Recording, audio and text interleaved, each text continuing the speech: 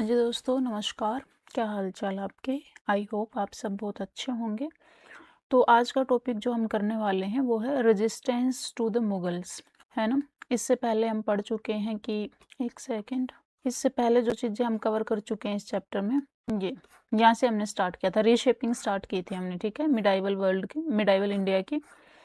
तो ये सब हमने राइज एंड फॉल देखा था दिल्ली सल्तनत का। हमने देखा था जो है 5 डायनेस्टीज जो हैं वो आई थी। स्लेव डायनेस्टी थी आपकी, खिलजी डायनेस्टी थी आपकी, उसके बाद ये टी नहीं, आप टी आएगा यहाँ पे ना, तुगलक्स थे यहाँ पे, टी है ये, है ना, तुगलक्स थे, सैयद थे, लोधी थे, ये हमने देखे थे, ठीक है। उसके अलावा फिर हमने रीजनल रूलर्स भी देखे थे कि गंगा किंगडम था एक उड़ीसा की तरफ, है ना, इन्होंने रेजिस्टेंस दी थी। विजयनगर एम्पायर के बारे में हमने पढ़ा था, केडीआर के बारे में पढ़ा था, है ना, कृष्ण देवराय, इनके बारे में पढ़ा था हमने। बहामनी एम्पायर के बारे में पढ़ा था, ये 5 छोटे छोटे अलग अलग रीजन्स में जो है बटा हुआ था। और उसके बाद जो है केडीआर की डेथ के बाद रामा राय करके कोई था जो कि इसका सन इन लॉ था, और उसको जो है इन सब ने इकट्ठे होके जो है विजयनगरा पे वॉर कर दिया था, और उसके बाद विजयनगरा डिमोलिश हो गया था। ये सब हम पढ़ चुके हैं। उसके बाद दिल्ली सल्तनत का पार्ट 2 हमने देखा था, जब बाबर आ गया था इंडिया में, है ना। तैमूर जो है जिसने अटैक किया था इंडिया में पहले, वो बाबर के कौन थे? मैटरनल साइड के जो हैं ग्रैंडपा थे, ठीक है। तो कौन थे वो? मोस्ट प्रोबेबली वो इनके नाना ही थे, तैमूर बाबर के, ठीक है। चलिए, ये सब हम देख चुके हैं, बादशाह औरंगजेब वगैरह ये सब हमने देख लिए थे, ठीक है। ये अलग अलग रूलर्स आए थे, इनकी पॉलिसीज हमने देखी थी। औरंगजेब हमने देखा था कि बहुत ही क्रूअल था, बहुत सारे टेम्पल जो हैं वो डिमोलिश करा दिए थे उसने, है ना, वो सब हम देख चुके हैं। अब रेजिस्टेंस देखेंगे हम, जो ये मुगल्स जो थे उनको कौन कौन रजिस्ट कर रहा था। तो मेजर रिबेल जो थे वो हम देखेंगे। ओके, 17th सेंचुरी की हम बात कर रहे हैं। बहुत सारे जो पीजेंट कम्युनिटी थी वो रिबेल कर रही थी अगेंस्ट हार्श एक्सप्लॉयटेशन हो रहा था उनका। तो अगर हम 17th सेंचुरी की बात करते हैं, 17th सेंचुरी मतलब 1601 से लेके 1700 तक, ठीक है, इस टाइम पीरियड की हम बात करते हैं। तो इस टाइम पे जो है जाट पेजेंट्री थी, और ये कहाँ पे थी? आज का जो यूपी, हरियाणा और ईस्टर्न राजस्थान है, इस एरिया में थी। तो उन्होंने क्या किया था कि they manage to kill an oppressive officer of the Mughal administration. तो इनके जो भी ऑफिसर्स आते थे, मतलब वो आए होंगे टैक्स कलेक्शन वगैरह के लिए, तो इन्होंने जो है उन पे हमला बोल दिया था, ठीक है, और उनको मार दिया था। और एक युद्ध हुआ था बेसिकली, और इस युद्ध में जो है 20,000 man confronted the Mughal army. तो ऑलमोस्ट कौन 20,000 लोगों ने जो है मुगल आर्मी का सामना किया था।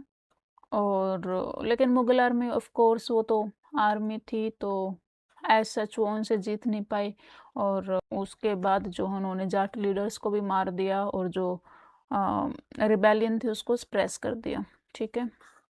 उसके बाद अगर हम ट्राइबल ग्रुप्स की बात करते हैं, तो ट्राइबल ग्रुप्स ने भी जो है रिबेल किया था, जिसमें हमारे भील आ जाते हैं, गोंड्स आ जाते हैं, संथाल्स आ जाते हैं, ठीक है, और कोच आ जाते हैं।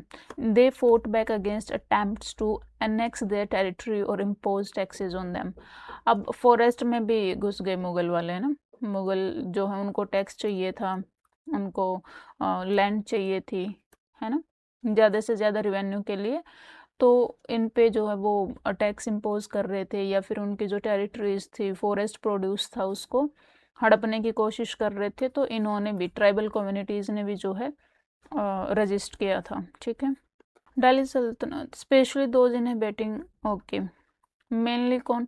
जो फॉरेस्ट एरिया में रहते थे, हिली रीजन्स में रहते थे, रिमोट दूर दराज के रीजन्स में जो रहते थे, तो वो जो है, एक तो जो मेन स्ट्रीम के आसपास जो एरिया हैं, जैसे ये यहाँ पे कोई सिटी है, तो इसके आसपास के एरिया ज़्यादा इफेक्टेड होंगे इससे, है ना। यहाँ पे ज़्यादा जो चीज़ें सिटी में हैं तो उनका असर यहाँ पे ज़्यादा आएगा, रादर देन यहाँ पे अगर कोई है। तो जो बहुत ज़्यादा घने जंगलों में रहते थे, या पहाड़ियों पे रहते थे, या दूर दराज के रीजन्स में रहते थे, तो वो for some degree independence maintain करने में जो है वो सक्षम हो गए थे। ट्राइबल कम्युनिटीज़ की बात कर रहे हैं हम, ठीक है। ये एक एग्जांपल है आपका रानी दुर्गावती, क्वीन ऑफ ग्रह किंगडम थी ये, ठीक है। गोंड किंगडम है, ग्रह में वन ऑफ गोंड किंगडम्स है। सेंट्रल इंडिया की बात हो रही है ये, आपके सेंट्रल इंडिया आपका एमपी, ठीक है। तो उन्होंने जो है अपने किंगडम को प्रोस्परस बनाया। एक 20,000 सोल्जर की जो है आर्मी उनकी होती थी, 1000 एलिफेंट उनके पास थे, और उन्होंने जो है सेवरल अटेम्प्ट्स जो हैं इन्वेजन के, उनको रिपेल किया। और अकबर का एक जनरल था, उसने अटैक किया 1564 में, ठीक है। और उन्होंने क्या किया, उन्होंने अपनी जो ट्रूप थी, अपनी जो वो 20,000 आदमियों की आर्मी बना के रखती थी, उसको लीड करते हुए फोर्ट ब्रेवली, ठीक है। फिर वो वुंडेड हो गई, और उसके बाद जो है उन्होंने बैटल फील्ड में खुद अपनी जान दे दी, ठीक है। उन्होंने बोला मैं अंग्रेजों को, अंग्रेज नहीं मुगल, अंग्रेज तो है नहीं यहाँ पे, जैसे आपके चंद्रशेखर आज़ाद थे ना, उन्होंने जो अंग्रेजों को ना पकड़ा जाऊं मैं, उससे खुद ही अपनी जान दे दी थी जब उन्होंने खुद को घिरा हुआ पाया था अंग्रेजों से। तो ऐसे इन्होंने भी जब मुगलों से खुद को घेरा हुआ पाया, जब इनकी आर्मी जो इनकी ट्रूप जो वो हार गई, तो इन्होंने खुद को जो है she took her own life, okay, and she was only 40 at that time, okay. और वो एक सिंबल है रीजनल प्राइड और रेजिस्टेंस का, सेक्रीफाइस का, और आज भी जो है उनको एज ए हीरोइक फिगर देखा जाता है इंडियन हिस्ट्री में, ठीक है। ये हैं रानी दुर्गावती, सेंट्रल इंडिया से ये बिलोंग करती हैं। उसके बाद अगर हम राजपूत्स की बात करते हैं, तो नॉर्थ वेस्ट ऑफ इंडिया है ना, राजस्थान, तो वहाँ पे भी जो है बहुत सारी डायनेस्टीज थी, जैसे कि प्रतिहार्स की हम बात करते हैं। इन्होंने बहुत सारे अरब के इन्वेजन्स को जो है वो रजिस्ट किया था, जो कि सिंध से आ रहे थे। मतलब सिंध में तो ऑब्वियसली अरब्स का कब्जा हो ही गया था, वो हमारे इधर आना चाह रहे थे राजस्थान वाले रीजन में, तो इन्होंने उसको जो है रजिस्ट किया। और राजस्थान जो है often battling and invading forces from beyond the subcontinent, क्योंकि बेचारे यही थे ना, ये इंडिया है ना। तो यहाँ पे तो क्या हो गया, यहाँ पे अरेबियन सी हो गया, यहाँ पे बे ऑफ बंगाल हो गई, तो मोस्टली जो लैंड से रिलेटेड जो है ना, यहाँ पे क्या हो गया, यहाँ पर हमारा हिमालय हो गया। तो जो एक आने जहाँ से इन्वेजन होता था ना, तो मोस्टली ये वाला जो एरिया था ना, यहीं से मेजरली जो है आपके इन्वेजन्स होते थे, ठीक है। और तो राजपूत ही थे यहाँ पे सबसे पहले, तो राजस्थान है ना इधर, नॉर्थ वेस्टर्न राजस्थान, पंजाब, जम्मू कश्मीर, गुजरात, तो यही था एरिया ना, तो मेजरली यहीं से आते थे। तो इन्होंने जो है बहुत सारे जो इन्वेजन्स थे उनको क्या किया है, रजिस्ट किया है। They had rebuilt their kingdoms after Khiljis conquest, two major clans, Mewar और मारवाड़।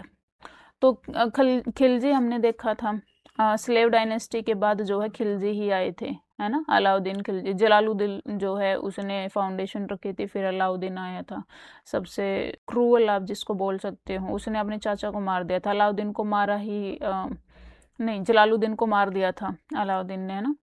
और मूवी भी देखी होगी आपने, रणवीर सिंह की जो मूवी है, उसमें दिखाते हैं ये इसकी बेटी से शादी करता है और इसको मार भी देता है। इसका मलिक काफूर नाम का एक गवर्नर बोल लो, या इसका एक एसोसिएट था, जो हमने देखा था कि फार साउथ में जो है उसने बहुत सारे इन्वेजन, रामेश्वरम तक शायद वो पहुंच गया था, है ना, ये सब हमने देखा था।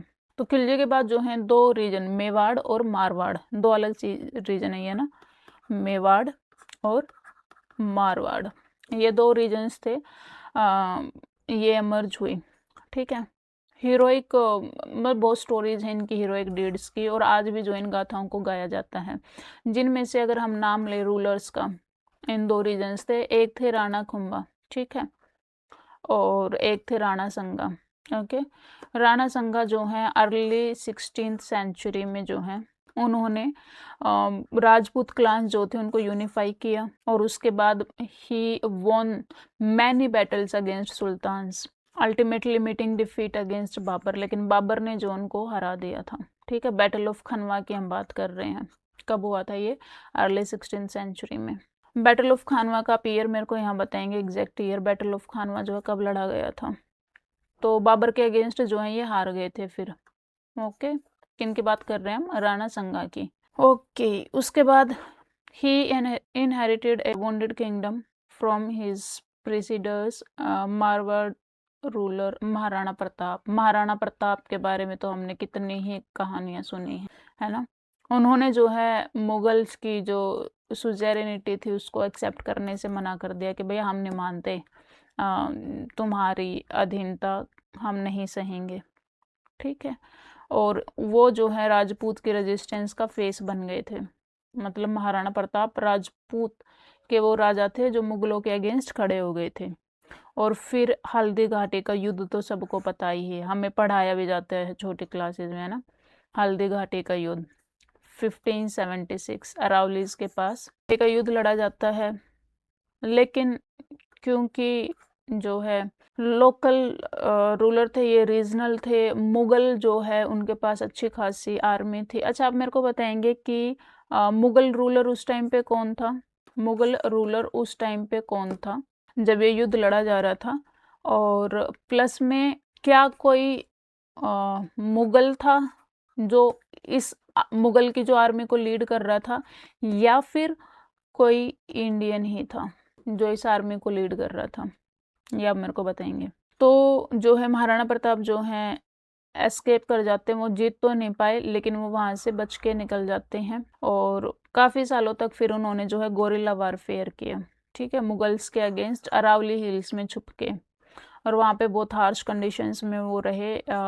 स्टोरीज हैं कि वो घास की रोटियां भी उन्होंने जो है खाई है, ठीक है, लेकिन उनको जो अपने इंडिपेंडेंस जो वो बहुत प्यारी थी और उन्होंने उसको मेंटेन रखा, ठीक है। अब गोरिल्ला वारफेयर ये कीवर्ड है, क्या होता है गोरिल्ला वारफेयर? यहाँ पे दे रखा है, a style of fighting where small groups with knowledge of the terrain carry out surprise attack and ambush to defeat bigger armies। तो अगर आप संख्या में कम है ना, तो वो क्या करते हैं कि ऐसे टेरेन पे चले जाते हैं, कहीं भी, जैसे पहाड़ियों पे छुप जाएंगे या फिर गुफाओं में, ऐसी जगह पे, है ना, या फिर जंगलों में। तो वो छुप के वार करते हैं, सरप्राइज अटैक करते हैं, एम्बुश करते हैं, ठीक है, जिससे जो है बड़ी आर्मी को भी हराया जा सकता है easily. Okay, Maharana Pratap received strong support from Bhils. Bhil कौन है? एक ट्राइबल ग्रुप है, ठीक है, ट्राइबल कम्युनिटी है। तो महाराणा प्रताप को जो है, जो भील लोग थे उन्होंने बहुत हेल्प किया, सपोर्ट किया। ट्रूप्स उन्होंने ज्वाइन किया एज ट्रूप्स भी, है ना, वो उनके आर्मी में भी शामिल हुए धनुर्धर बन के।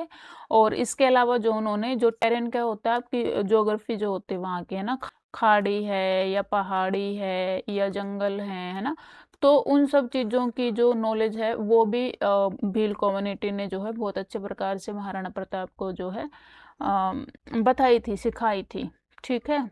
और इन्हीं भील की हेल्प से जो है ये गोरिल्ला वॉरफेयर करने में सक्सेसफुल हुए थे।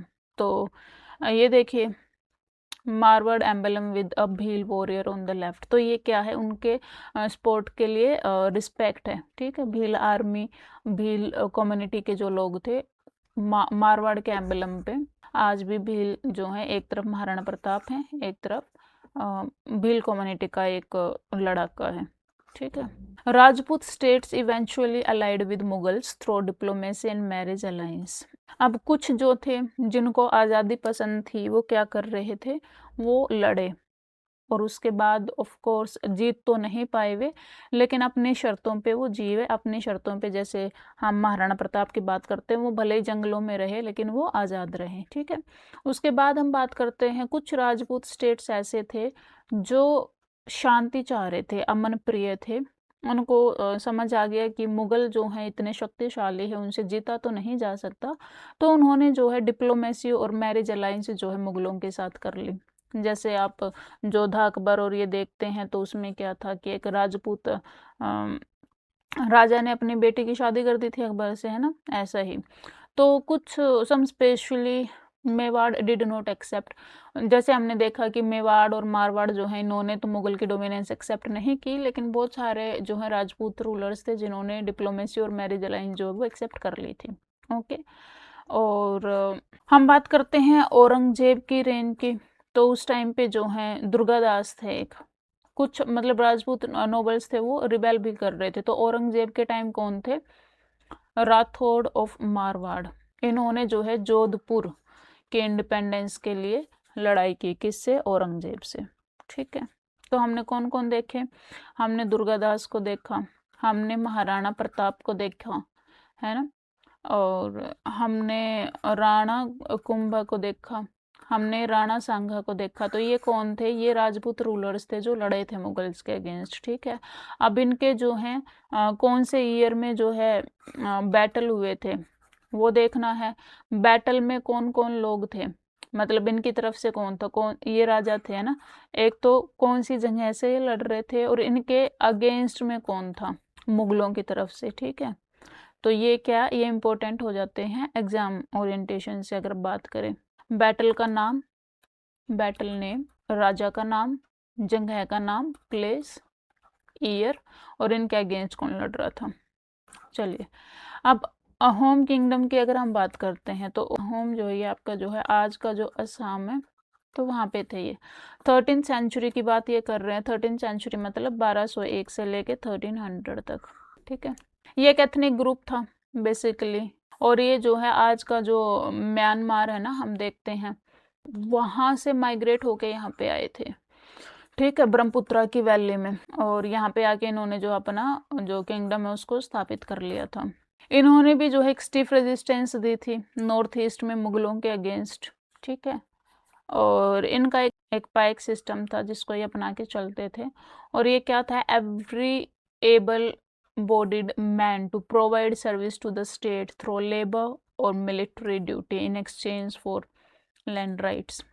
तो जैसे अभी आप कुछ स्टेट्स देखते हैं ना, स्टेट्स एज इन कंट्री, जहाँ पे कंपलसरी होता है कि भैया आपको जो है आर्मी में सर्व करना ही पड़ेगा, है ना, आर्मी में सर्विस देनी ही पड़ेगी। तो अहोम जो है उसको पाइक सिस्टम बोलते थे। ठीक है, अगर आपको लैंड राइट चाहिए है तो भैया आपको जो है, अगर आप हट्टे खट्टे हो, इफ़ यू आर एबल, तो आप क्या करेंगे, सर्विस प्रोवाइड करेंगे। नहीं है तो भैया मतलब कैसे भी आपको लेबर तो प्रोवाइड करनी ही पड़ेगी। ठीक है, बॉडीली एबल जो भी हो, है ना, उसको आना है और सर्विस प्रोवाइड करनी है। ठीक है, चलिए, क्रिएट पब्लिक और सर्विस किस टाइप से, आर्मी में तो आर्मी में, नहीं तो भैया आप पब्लिक इंफ्रास्ट्रक्चर बनाने के लिए हेल्प दीजिए।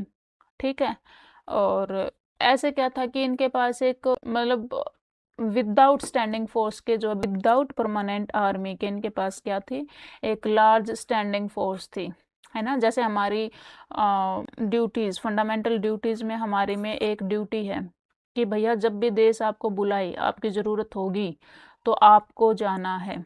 ठीक है, अगर युद्ध छिड़ जाता है, हमें बुलाया जाता है, तो this is our fundamental duty, constitution के हिसाब से हमें जाना है लड़ने के लिए। ठीक है, तो ऐसे ही अहोम के यहाँ पे भी जो है था ये कि भैया आपको जो है अपनी सर्विस देनी है। ठीक है, तो वो परमानेंट आर्मी इतनी बड़ी हो ना हो, लेकिन स्टैंडिंग फोर्स हमेशा रहता था कि जब भी ज़रूरत पड़ेगी वो लोग आ जाएंगे।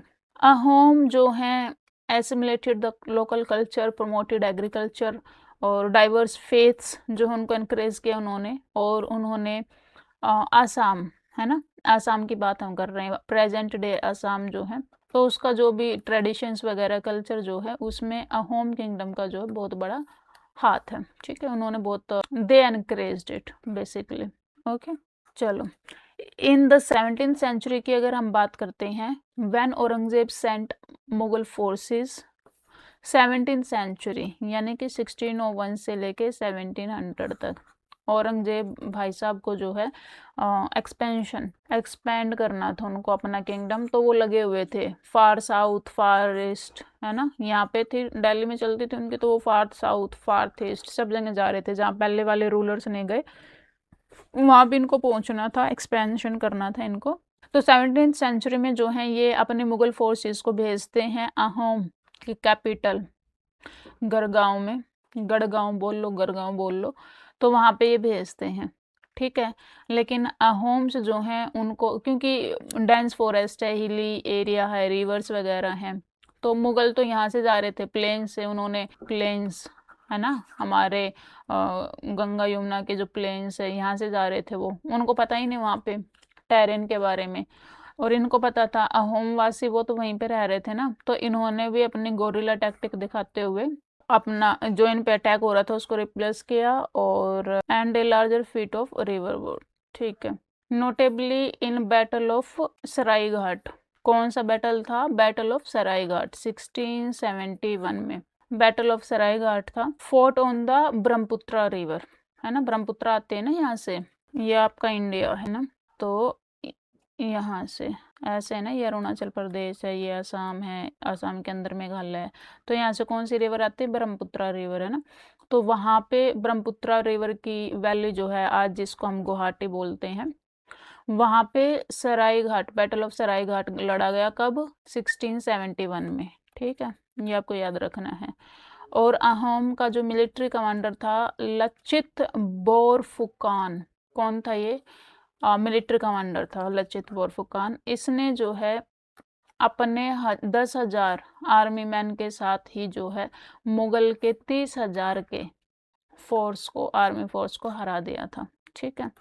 और इस तरीके से जो अहोम है वो अपने इंडिपेंडेंस प्रिजर्व करने में जो है एबल थे, they were able to preserve their independence. Okay, चलिए, तो ये ऐसे भी आपको टेरेन की नॉलेज है। आपको क्या लगता है प्रेजेंट डे सिनेरियो में आपको कौन सा कंट्री ऐसा लगता है? प्रेजेंट डे सिनेरियो में एक ऐसा कंट्री है जहाँ पे जो बड़ी पावर है, वर्ल्ड की बड़ी पावर है, सब हार के ही गई हैं, ठीक है, मतलब वहाँ से कोई जीतता नहीं, हर कोई अपनी बेइज्जती करा के वहाँ से निकला है, इनको नहीं हरा पाए भैया। तो अब मेरे को उस कंट्री का नाम बताएं, ठीक है, कंट्री का नाम बताएं मेरे को, ऐसा कौन सा कंट्री है जहाँ से यूएस से, रशिया, जिनको cold war after world war 2 जो है 2 सुपर पावर माना गया था, उनसे भी नहीं हारा ये, ठीक है। रीजन यही है, टेरेन। बाकी लोग नहीं समझ पाते वहाँ पे जो टेरेन है उनको, ये लोग बढ़िया अपना गुफाओं में छुप के और सही बढ़िया धुलाई कर देते हैं फिर, ठीक है। कमेंट सेक्शन में आप मेरे को कंट्री का नाम बताएं। राम सिंह कौन था? General of Mughal army. उसने जो है प्रेज या प्रशंसा कर दी किसकी? अहोम वॉरियर्स की, ठीक है।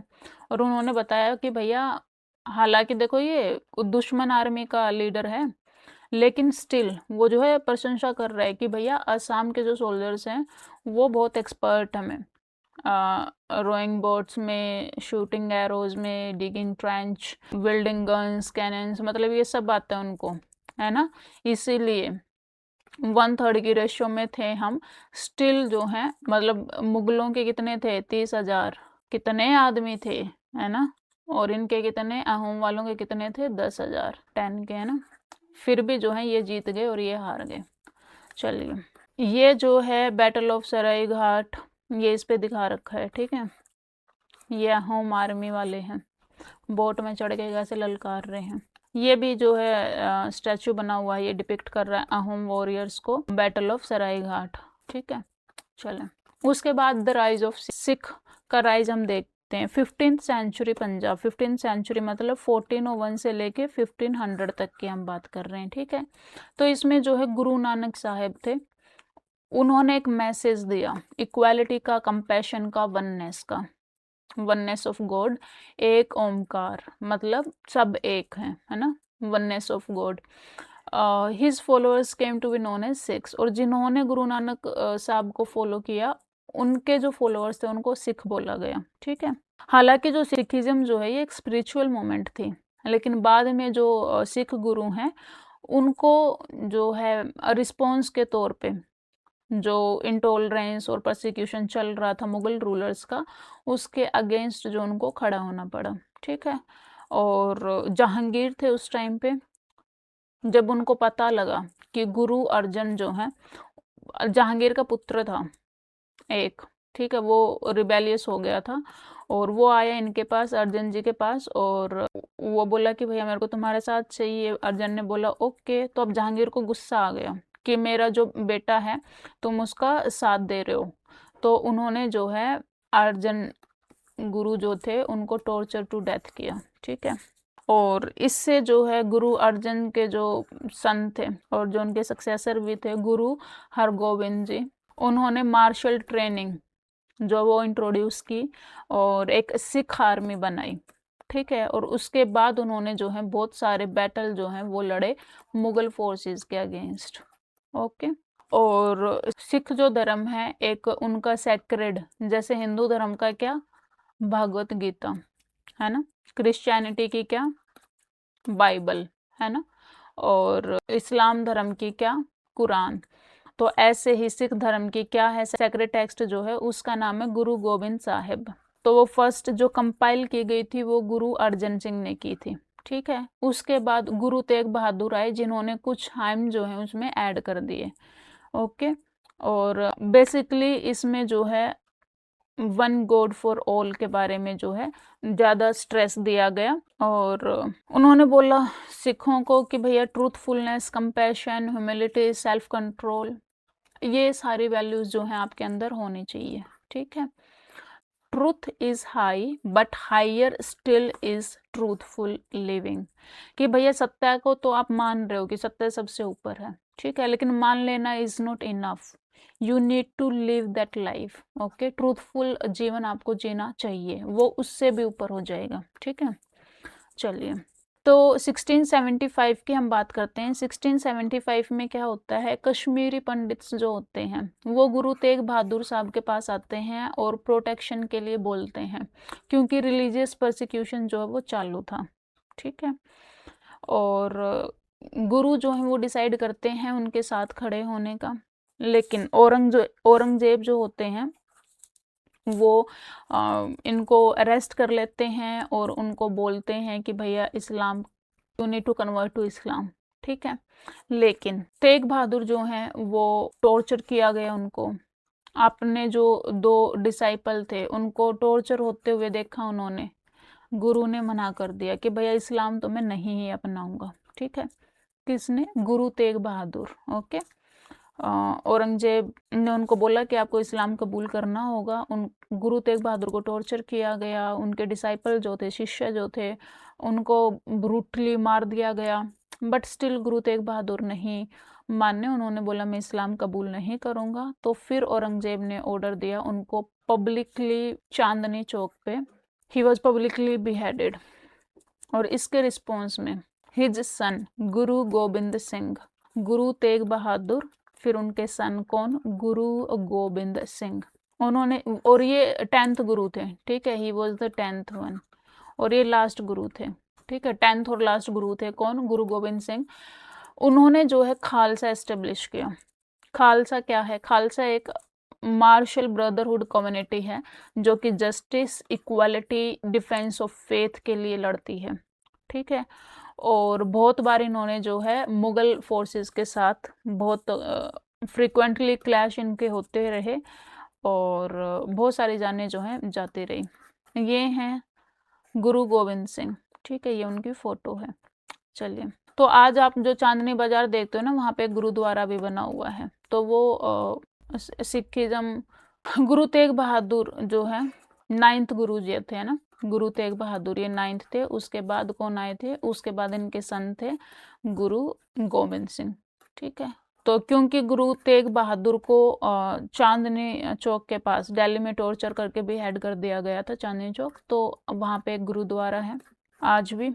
और ये कब की बात है, 1675 में जो है गुरु तेग बहादुर को बेहेड किया गया था, 9th गुरु जो थे। और वो गुरुद्वारा जो है आज भी जो सिख रेजिमेंट है वो वहाँ पे सैल्यूट करते हैं, ठीक है, before the president in the Republic Day के टाइम पे, सिंस 1979 के बाद से।